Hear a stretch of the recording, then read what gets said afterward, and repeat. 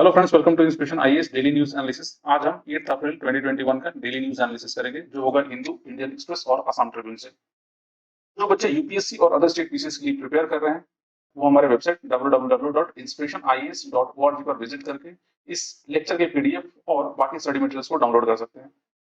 Alternatively आप हमारा social media page जैसे कि फेसबुक, इंस्टाग्राम, टेलीग्राम चैनल और इस लेक्चर के अगर वीडियो आपको चाहिए तो आप इंस्पिरेशन आईएएस लाइक और सब्सक्राइब करके वहां से देख सकते हैं। इंस्पिरेशन आईएएस ने अपने online plus offline foundation batches start कर दिए हैं यूपीएससी और अदर स्टेट पीसीएस के लिए। तो अगर आप प्रिपरेशन कर रहे हैं यूपीएससी और अदर स्टेट पीसीएस के लिए, तो आप हमारे इन बैचेस को एनरोल कर सकते हैं, जो आपके प्रिपरेशन में काफी ज्यादा हेल्प करेगा। जो बच्चे इस बार यूपीएससी और अदर स्टेट पीसीएस की प्रीलिम्स 2021 एग्जामिनेशन में बैठ रहे हैं, उनके लिए हमने मॉक टेस्ट सीरीज स्टार्ट किया है, जो जनरल स्टडीज और सीसेट दोनों ही पेपर में होगा। ये टेस्ट सीरीज बोथ ऑनलाइन और ऑफलाइन प्लेटफॉर्म दोनों में मोड में ही होगा। तो अगर आप इस बार प्रीलिम्स एग्जामिनेशन दे रहे हैं, तो आप हमारे इन टेस्ट सीरीज को इनरोल कर सकते हैं। ज्यादा जानकारी के लिए आप हमारे इन दिए गए नंबरों पर कॉन्टैक्ट कर सकते हैं या इस हमारे वेबसाइट पर लॉग इन कर सकते हैं। Political science optional for UPSC और अदर स्टेट पीसीएस के लिए क्लासेस चालू हो चुकी है। अगर आपका पॉलिटिकल साइंस ऑप्शनल है तो आप इन बैचेस में इनरोल हो सकते हैं। ज्यादा जानकारी के लिए आप हमारे दिए गए नंबरों पर कॉन्टैक्ट कर सकते हैं। ये क्लासेस 3 बैचेस में हो रही है, मॉर्निंग, आफ्टरनून और इवनिंग बैचेस में। चलिए स्टार्ट करते हैं अपना डेली न्यूज एनालिसिस। तो हमारा पहला न्यूज है वो ट्रिब्यूनल रिफॉर्म ऑर्डिनेंस। देखिए, रिसेंटली इंडियन एक्सप्रेस की एक न्यूज थी कि government has issued the tribunal reform rationalisation and conditions of service ordinance 2021। Government ने प्रेसिडेंशियल ऑर्डिनेंस निकाला है, जिसके तहत बहुत सारे ट्रिब्यूनल्स को गवर्नमेंट ऑफ इंडिया अभी रिमूव कर दे रही है या हटा दिया जा रहा है। मसला क्या है, थोड़ा इसको समझते हैं। ट्रिब्यूनल क्या होता है और ये कौन कौन से ट्रिब्यूनल्स को हटाया गया है, और सबसे इंपॉर्टेंट पॉलिटी के लिए आखिर प्रेसिडेंशियल ऑर्डिनेंस कब दिया जाता है। तो पहले न्यूज को देख लेते हैं। न्यूज में ये कहा जा रहा है कि government of India dissolves certain existing appellate bodies and transfer their functions such as adjudications of appeal to other existing judicial bodies। तो ये जो ट्रिब्यूनल्स होते हैं अलग अलग सेक्टर्स या सेगमेंट्स के लिए होते हैं। जैसे रिसेंटली पिछला अगर न्यूज आप लोगों ने डीए ने देखा होगा, तो उसमें हम लोगों ने डिस्कस किया था एफ कैट के बारे में, जो फिल्म सर्टिफिकेशन एपलेट ट्रिब्यूनल्स है। इसको गवर्नमेंट ऑफ इंडिया ने अभी रिमूव या एबॉलिश कर दिया है। उसमें एफसेट की बहुत सारी प्रॉब्लम्स थी, जिसके चलते जो हमारे central board of film certification उसके फंक्शनिंग में दिक्कत हो रही थी। अब central board of film certification अगर कोई फिल्म को ये सर्टिफिकेशन करता है या कुछ कट्स बोलता है करने के लिए, तो जो भी उसके फिल्म के जो कंसर्न लोग होते हैं वो एफस्कैट में चले जाते थे, जिसके चलते वो सीबीएफसी के जो जजमेंट है, उनके जो प्रोविजंस है, उसको वायलेट किया जाता था एफकैट के द्वारा।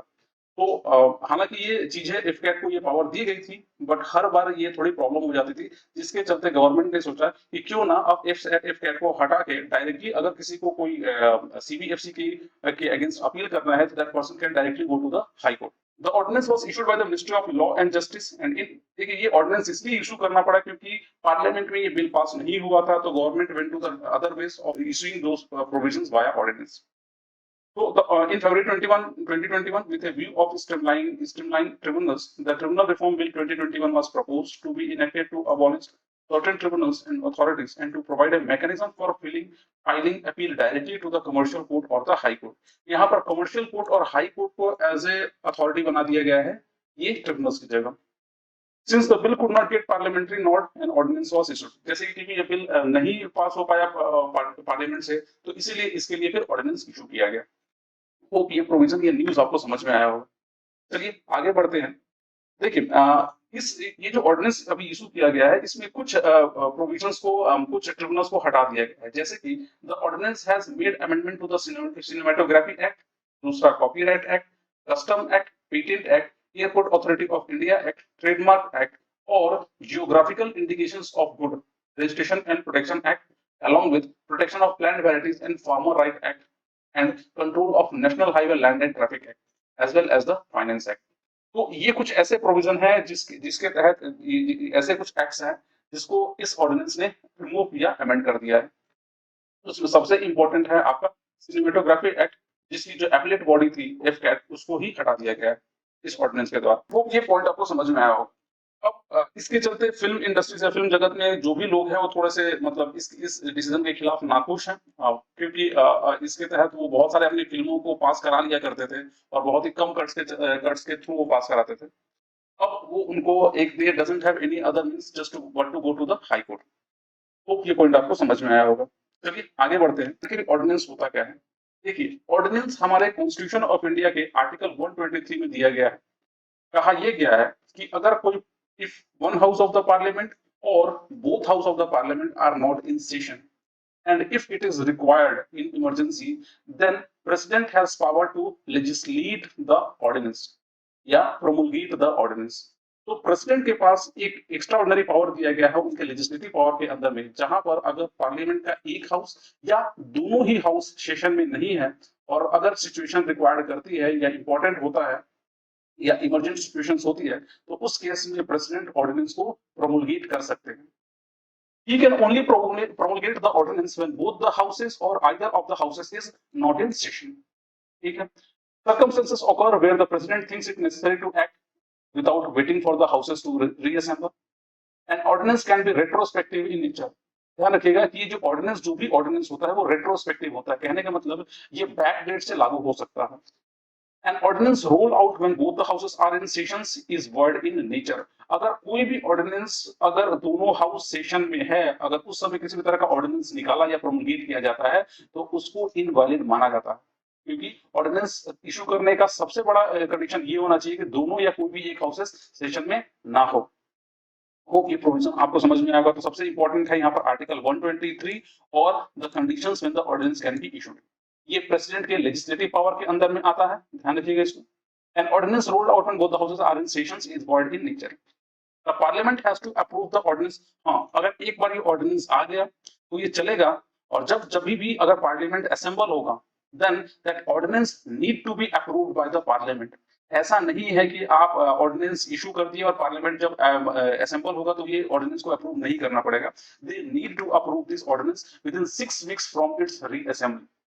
देखिए 6 वीक्स के अंदर में इस ऑर्डिनेंस को पास करना पड़ेगा, अप्रूव करना पड़ेगा। अगर ये नहीं होता है तो ये ऑर्डिनेंस पूरी तरह से नल एंड वॉइड हो जाएगा या लैप्स हो जाएगा। ठीक है। रिमेन्स, और तब तक के लिए ये रिमेन फुल्ली एक्टिव रहेगा अनलाइक द इंडियन कॉन्स्टिट्यूशन। हाँ देखिए इसमें ये है कि इंडियन कॉन्स्टिट्यूशन ही एक ऐसा कॉन्स्टिट्यूशन है जहां पर ऑर्डिनेंस का रूट दिया गया है। बाकी ऑल ओवर वर्ल्ड में कहीं भी प्रेसिडेंट के पास ये ऑर्डिनेंस मेकिंग पावर नहीं दी गई है। ये यूनिक है इंडिया के लिए। चलिए आगे बढ़ते हैं। देखिए इस ऑर्डिनेंस को इशू करते वक्त कुछ लिमिटेशंस भी होते हैं प्रेसिडेंट के ऊपर में, या इस ऑर्डिनेंस को कुछ लिमिटेशन फॉलो करने पड़ते हैं। जैसे कि the president can promulgate an ordinance when both the houses are not in session और only one house is in session. For an ordinance to be promulgated, such circumstances should be there which deem it necessary for president to legislate through the ordinance। Ordinance can be introduced only on those subjects which the Indian Parliament can make laws। हाँ ये सबसे important है। देखिए ordinance सिर्फ उसी subject में या उसी प्रोविजंस में दिए जा सकते हैं या बनाए जा सकते हैं जिसमें पार्लियामेंट के पास अथॉरिटी होती है उसको लॉ बनाने का। अगर पार्लियामेंट उस प्रोविजन में लॉ नहीं बना सकता तो उसमें प्रेसिडेंट ऑर्डिनेंस भी लागू नहीं या प्रोमulgate नहीं कर सकते हैं। Ordinance can not take away any right of citizens that are guaranteed by the fundamental rights of the Indian Constitution। ये सबसे इंपॉर्टेंट है। किसी भी तरह का ऑर्डिनेंस किसी भी सिटीजन का फंडामेंटल राइट्स को वायलेट नहीं कर सकता। ये सबसे इंपॉर्टेंट बात है इसकी। An ordinance ceases to exist if Parliament takes no action within 6 weeks from its reassembly। मतलब reassembly से 6 weeks तक अगर पार्लियामेंट उसके ऊपर में डिसीजन नहीं लेता है तो इस ऑर्डिनेंस को नल एंड वॉइड कर दिया जाएगा। Ordinance also stand void if both houses passes a resolution disapproving the ordinance।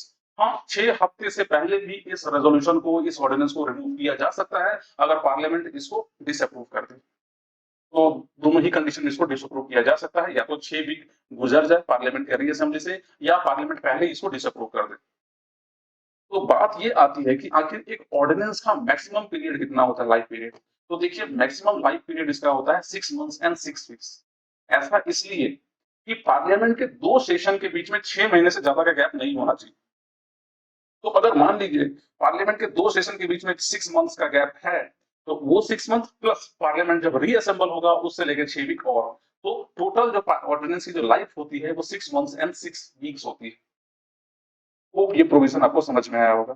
चलिए आगे बढ़ते हैं अपने नेक्स्ट न्यूज पर। होप आपको ये कंसेप्ट क्लियर हुआ होगा। हमारा नेक्स्ट न्यूज है नेशनल सुपर कंप्यूटिंग मिशन। देखिए रिसेंटली इंडियन गवर्नमेंट ने अपने सुपर कंप्यूटिंग मिशंस को, नेशनल सुपर कंप्यूटिंग मिशंस को और भी ज्यादा तेज कर दिया है। And recently we are going to develop various other super computer. Already हमारे पास 3 सुपर कंप्यूटर हैं, आने वाले टाइम में और भी हम सुपर कंप्यूटर को ऐड करने वाले हैं। तो थोड़ा समझते हैं इस नेशनल सुपर कंप्यूटर मिशन और उससे रिलेटेड कुछ बातों को। पहले न्यूज देख लेते हैं। न्यूज कंटेंट में ये है, इंडियन एक्सप्रेस ये न्यूज है, उसमें कहा यह गया है कि computing infrastructure has already been installed in 4 previous institutions and installations work is in rapid progress in 9 more. 4 institutions में ऑलरेडी ये इंस्टॉल हो चुका है हमारा सुपर कंप्यूटर और 9 और जगह लगने वाले हैं। Completion of phase 2 of the National Supercomputing Mission in September 2021 will take the country's computing power to 16 petaflops. सितंबर 2021 में जब इस फेज का नेशनल सुपर कंप्यूटिंग मिशन के सेकंड फेज जब कंप्लीट हो जाएगा तो हमारे इंडिया की capacity, computing power capacity will exceed up to 16 petaflops. ये पेटाफ्लॉप क्या होता है हम लोग थोड़ी देर में समझते हैं। Recently, memorandum of understanding has been signed with a total of 14 premier institutions of India for establishing supercomputer infrastructure with assembly and manufacturing in India. ध्यान रखिएगा, सबसे इंपॉर्टेंट ये है कि ये सारी चीजें वो इंडिया में असेंबल और मैन्युफैक्चर होगा, ये नहीं कि हम बाहर से खरीद के ला रहे हैं इसको। होप ये पॉइंट क्लियर हुआ होगा। 4 इंस्टीट्यूशन जहां पर लगे हुए हैं ये सुपर कंप्यूटर, एक तो है आईआईटी, दूसरा है NITs, national labs and IISER. Infrastructure planned in National Supercomputing Phase 1 has already been installed and much of the Phase 2 will be getting in place soon. Phase 2 भी complete होने वाला, लगभग सितंबर तक ये complete हो जाएगा। Phase 3 जब इनिशिएट होगा तो इंडिया का जो टोटल पेटाफ्लॉप रीच है वो can exceed up to around 45 petaflops. कहने का अर्थ ये है कि Phase 3 initiated this year will take the computing speed to around 45 petaflops of India. This will include 3 systems of 3 petaflop each and 1 system of 20 petaflop as a national facilities. Hope ये point clear हो गया होगा। अब थोड़ा समझते हैं super computing और ये पेटाफ्लॉप का मसला क्या है। देखिए, नेशनल सुपर कंप्यूटिंग मिशंस आमतौर पर देखा जाए तो ये 2015 में स्टार्ट हुआ था और with an aim to connect national academic and R&D institutions with a grid of more than 70 high performance computing facilities at an estimate cost of 4,500 crores over the period of 7 years। अब देखिए 2015 से लेके लगभग 2022 तक target ये था कि हमारे जितने भी एकेडमिक बड़े-बड़े एकेडमिक इंस्टीट्यूशंस हैं और आर&डी रिसर्च एंड डेवलपमेंट इंस्टीट्यूशंस हैं उनको 70 हाई परफॉर्मेंस कंप्यूटिंग फैसिलिटी से जोड़ा जाएगा। तो ऑलमोस्ट कॉस्ट इसका है 4,500 करोड़ रुपए over the period of 7 years. ठीक है, next, it supports the government visions of digital India and make in India initiative. तो इंडिया का जो प्रोग्राम है, मतलब हमारे गवर्नमेंट ऑफ इंडिया का जो प्रोग्राम है डिजिटल इंडिया और मेक इन इंडिया इनिशिएटिव्स के अंदर में ये प्रोग्राम चलाया जा रहा है। The mission is being implemented by the Department of Science and Technology, Ministry of Science and Technology, and Ministry of Electric and Information Technology, METI, और Ministry of Science and Technology दोनों ही मिलकर कर रहे हैं through the Center for Development of Academic Advanced Computing, CDAC Pune, and Indian Institute of Science Bangalore। ठीक है, ये government of India की मिनिस्ट्रीज प्लस आपके CDAC प्लस IISc बेंगलुरु के कोलैबोरेशन से ये प्रोग्राम चलाया जा रहा है। It is also an effort to improve the number of supercomputer owned by India। हम भी सुपर कंप्यूटर के मतलब रेस में आगे बढ़ना चाहते हैं और कोशिश हमारे इंडिया की ये हो रही है कि हमारे यहाँ भी सुपर कंप्यूटर लगभग 70 से ऊपर सुपर कंप्यूटर हमारे पास हो। This supercomputer will also be a network on national supercomputing grid over the national national knowledge network. The national knowledge network connects academic institution and R&D labs over a high speed network। तो जितने भी national knowledge networks हैं ये actually इसका main reason ये है कि हमारे जितने भी एकेडमिक इंस्टीट्यूशंस है और आर&डी लैब्स हैं उनको ये कवर अप किया जाएगा with a high speed network के थ्रू, सो दैट रिसर्च और डेवलपमेंट में काफी ज्यादा तेजी लाया जा सके और बहुत सारे प्रोजेक्ट्स को हम लोग यहाँ से कर सके।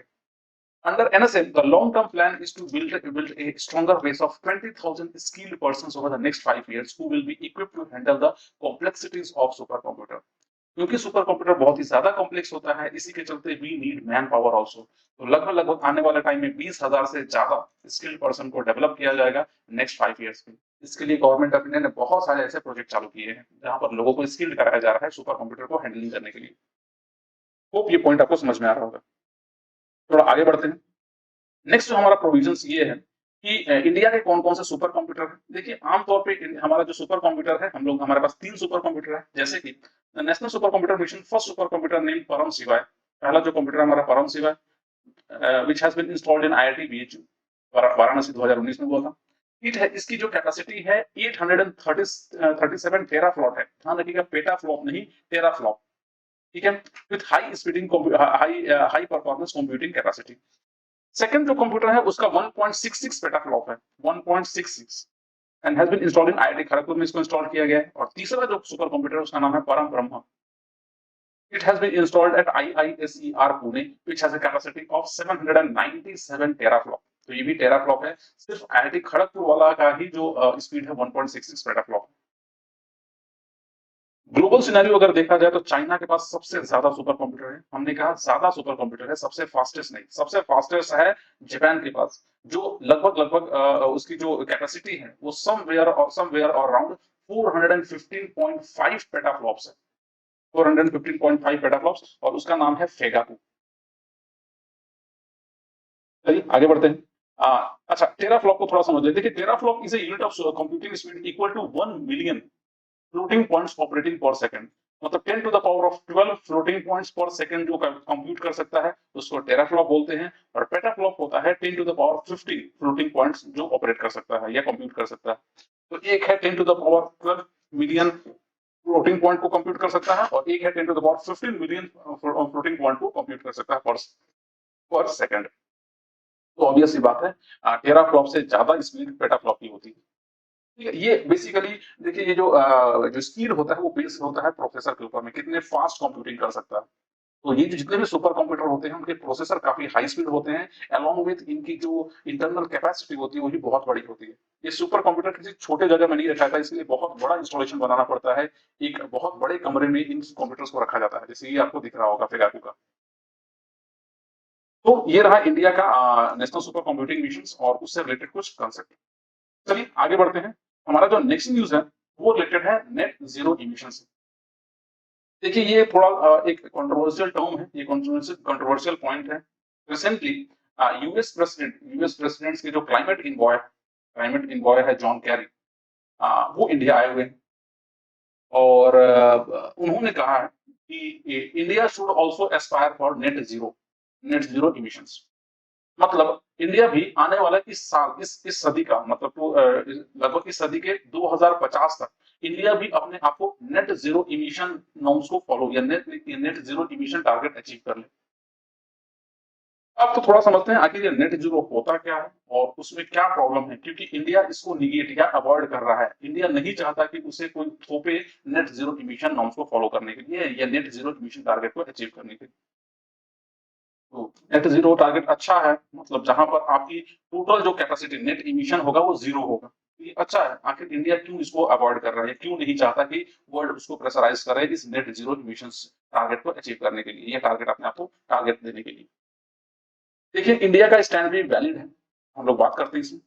पहले न्यूज को देख लेते हैं। न्यूज में कहा यह गया है कि नेट जीरो जो प्रोविजंस होता है नेट जीरो, वो नेट जीरो का मतलब ये होता है कि ये नहीं कि आपका 2050 तक आप कोई भी इमिशन नहीं करोगे। एक्चुअली नेट जीरो का मतलब ये होता है कि आप जितना इमिशन करोगे उतना ही ज्यादा आप कार्बन डाइऑक्साइड एब्सॉर्ब कर ले रहे हो by planting either various green plants or carbon sequestrations or other absorbing structure को other absorbing carbon dioxide absorbing facilities को लगा के आप जितना भी कार्बन इवॉल्व कर रहे हो रिजेक्ट कर रहे हो उतना ही कार्बन आप एब्सॉर्ब भी कर रहे हो, जिसके चलते नेट जो इमिशन हो रहा है वो आपका जीरो हो रहा है। तो ये तो अच्छा है, क्यों इंडिया इसको अपोज कर रहा है थोड़ा समझते हैं। तो net zero which is also referred, net zero को बोला था carbon neutrality. It does not mean that a country would bring down its emissions to zero. ये कंट्री को कोई जरूरत नहीं है उसके इमिशन को जीरो करने की। Rather net zero is a state in which a country emissions are compensated by absorptions and removal of greenhouse gases from the atmosphere. मतलब वो कंट्री क्या करेगी कि जो भी इमिशंस वो कर रही है वो सारे गैसेस को एब्सॉर्ब कर लेगी by various methods. The absorption of the emissions can be increased by creating more carbon sink, बहुत ज्यादा कार्बन सिंक बनाने पड़ेंगे जैसे कि फॉरेस्ट वगैरह, while removal of gases from the atmosphere require futuristic technologies such as carbon capture and storage। तो ये countries को ये लगाने पड़ेंगे, कार्बन सिक्वेस्ट्रेशन पार्क वगैरह बनाने पड़ेंगे, ग्रीन हाउस गैस या कार्बन सिंक बनाने पड़ेंगे, या तो फॉरेस्ट ज्यादा ग्रो कराना पड़ेगा या हमें कार्बन सिक्वेस्ट्रेशन प्रोसेस को इवॉल्व या इम्प्लीमेंट करना पड़ेगा। आगे देखते हैं। Net zero is also known as carbon neutrality. This means that a country will have to reach a stage where the emissions are compensated by absorptions and greenhouse gases are also removed from the atmosphere. Okay, समझ में आ रहा होगा आपको। A report suggests that this emission absorption can be increased and it can be done by adding more carbon sink like the forest. ज्यादा आप carbon sink लगाओगे, जैसे forest grow कराओगे, ट्रीज ग्रो प्लांट करोगे, तो इससे आपका बहुत ही ज्यादा हेल्प मिलेगा और आपकी emission norms, emission net zero emission हो सकता है। Removal of greenhouse gases can be done via the futuristic technology like carbon capture and storage. Hope ये पॉइंट आपको समझ में आया होगा। देखिए, नेट जीरो इमिशंस को पाने के लिए कुछ ऐसे हमें चेंजेस करने पड़ेंगे अपनी मतलब अपनी कंट्रीज में, जो हमारे कार चलाने के तरीके या हमारे इंडस्ट्रियल नॉर्म्स या जो हमारे इमिशन नॉर्म्स है उसको थोड़ा टाइटन अप करना पड़ेगा। प्लस हमें कुछ और भी एक्शंस लेने पड़ेंगे, जैसे कि we have to increase solar and wind capacity 3.5 times to 500 gigawatts. लगभग 500 गीगावाट तक हमें क्या करना पड़ेगा, अपनी विंड पावर को विंड पावर से इलेक्ट्रिसिटी या सोलर पावर से इलेक्ट्रिसिटी जनरेट करनी पड़ेगी। दूसरा जो है, eliminate most electricity generation from coal, जितने भी कोल वाली जो हमारे थर्मल पावर प्लांट है उनको कम करना पड़ेगा। Maintain current natural gas generation capacity for reliability, जो नेचुरल गैस की जो जनरेशन कैपेसिटी है उसको बढ़ाना पड़ेगा। हमें increase zero emission vehicle sales share to 50%। Zero emission जो व्हीकल्स होते हैं उनको इंक्रीज, जैसे कि बैटरी व्हीकल्स या जो इलेक्ट्रॉनिक कार्स वगैरह होते हैं उनका यूज हमें बढ़ाना पड़ेगा, ताकि कोई किसी भी तरह का इमिशंस ना हो।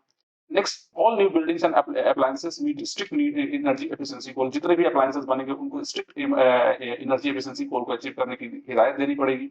Plus R&D for carbon capture sequestration and carbon neutral fuels वगैरह भी हमें जनरेट करना पड़ेगा, जिसमें कार्बन डाइऑक्साइड को एब्जॉर्ब, कार्बन जमीन के अंदर में एब्जॉर्ब करना या वहां पर पंप करने की टेक्नोलॉजी लानी पड़ेगी। तो ये सब सारे इंफ्रास्ट्रक्चर कुछ ऐसे हैं जिसको हम अगर फॉलो किए तो हो सकता है हम नेट जीरो इमिशंस तक पहुंच जाए, नेट जीरो इमिशन टारगेट को अचीव कर ले 2050 में। तो आखिर ये सारी चीजें अच्छी है, तो फिर इंडिया इसको निगेट क्यों कर रहा है? थोड़ा इंडिया का स्टैंड भी समझते हैं। देखिए, इंडिया का जो पॉइंट है वो काफी वैलिड है। इंडिया का जो स्टैंड है नेट जीरो को निगेट मतलब नहीं मान रहा है, उसके पीछे अपना हमारा बहुत ही वैलिड रीजन है। सबसे पहले, India has been debating that instead of signing separate agreement for net zero, country should stick to the target they have set for themselves first. सबसे पहला मसला ये है कि भाई ऐसा है कि आप नए नए प्रोविजन लाते जा रहे हो और पूरा पिछला जो प्रोविजन है वो आप फॉलो नहीं कर रहे हो। तो पहले हमें ये करना होगा कि नए नए जो टारगेट अचीव करने, नए नए टारगेट लाना, और उसको ना अचीव करके पिछला जो आपने टारगेट दिया है अपने आप को उसको आप भूल गए हो, तो ये भी नहीं होगा, पहले उसको अचीव कीजिए। दूसरा, prior to this, environmental agreements like Kyoto Protocol did not turn out to be how it was predicted. Kyoto Protocol में भी कहीं ना कहीं वो फेल ही हो गया, क्योंकि उसकी जो इमिशन नॉर्म्स थी, उसके जो टारगेट्स होते हैं अचीव हुए नहीं। दूसरा, no country was able to deliver on the promises they had made for the year 2020। 2020 के ईयर के लिए जो भी कंट्रीज ने जो एग्रीमेंट के प्रोविजंस या प्रॉमिस किए थे वो तो अचीव किया नहीं उन्होंने इमिशन नॉर्म्स का। दूसरा, in fact commitment made to provide money और technology to developing as well as poor countries was also failed. ना सिर्फ खुद वो टारगेट अचीव नहीं किए, रादर वो जो पैसे देने की बात थी ऐसे गरीब और डेवलपिंग कंट्रीज को, जहां पर उस पैसे का यूज करके इन्वायरमेंटल फ्रेंडली इंडस्ट्रीज या इमिशंस के इमिशन के कम इमिशन वाले टेक्नोलॉजी को बनाया जा सके, उसके लिए भी पैसे हम डेवलप कंट्रीज ने नहीं दिए। तो ये सब सारे चीजों में तो डेवलप कंट्रीज फील्ड हुई है, वो अचीव नहीं किए हैं। उन्होंने अपने आप को जो टारगेट दिया पिछली बार पेरिस क्योटो प्रोटोकॉल में और उससे रिलेटेड एनवायरमेंटल कन्वेंशन में, वो आज तक अचीव नहीं हुई नहीं। तो इंडिया का मानना ये है कि हो सकता है कि नेट जीरो वाला जो प्रोविजन है ये भी हो सके कि ये ठंडे बस्ते में चला जाए और लोग इसको फॉलो ना करें, तो ये भी सबसे बड़ी प्रॉब्लम है। इसलिए इंडिया कह रहा है कि हम टारगेट को अचीव करने वाले हैं, जो भी हमने टारगेट पेरिस समिट में दिया था, पेरिस एग्रीमेंट में दिया था, we are going to achieve, और लगभग हम लोग बहुत पार्ट तक अचीव कर चुके हैं। तो पहले हम वो अचीव करेंगे, हम इसको नेट जीरो इमिशंस को निगेट नहीं कर रहे हैं, बट पहले हमें वो टारगेट अचीव करना है, then we are going to do this. क्योंकि अगर हम वो टारगेट अचीव करेंगे तो ऑटोमेटिकली हम लोग नेट जीरो इमिशन नॉर्म्स को follow, net zero emission target पे अचीव कर लेंगे। ये इंडिया का स्टैंड है, जो बहुत ही वैलिड स्टैंड है। होप आपको ये सारा मसला नेट जीरो और उससे रिलेटेड कंसेप्ट समझ में आया होगा। तो आज के लिए इतना ही, कल हम फिर मिलते हैं डीएनए के एक अलग सेगमेंट। तब तक के लिए शुक्रिया। होप आपको हमारा ये इनिशिएटिव अच्छा लग रहा होगा। डीएनए आपके जो असमिस मीडियम में है वो भी कुछ दिनों में स्टार्ट हो जाएंगे। थोड़ी बहुत टेक्निकल इश्यूज हो रही थी, तो जो बच्चे असमिस मीडियम के हैं, जिनको वो असमिस मीडियम में जो डीएनए उनको चाहिए होता है, वो भी कुछ दिनों में मिलना शुरू हो जाएगा। आप हमारे चैनल को सब्सक्राइब कर सकते हैं ऐसे और कंटेंट के लिए, प्लस बेल आइकन को भी प्रेस कर दीजिएगा, ताकि जब भी हमारे जो नए वीडियोस की नोटिफिकेशन आप तक मिलती रहे। शुक्रिया।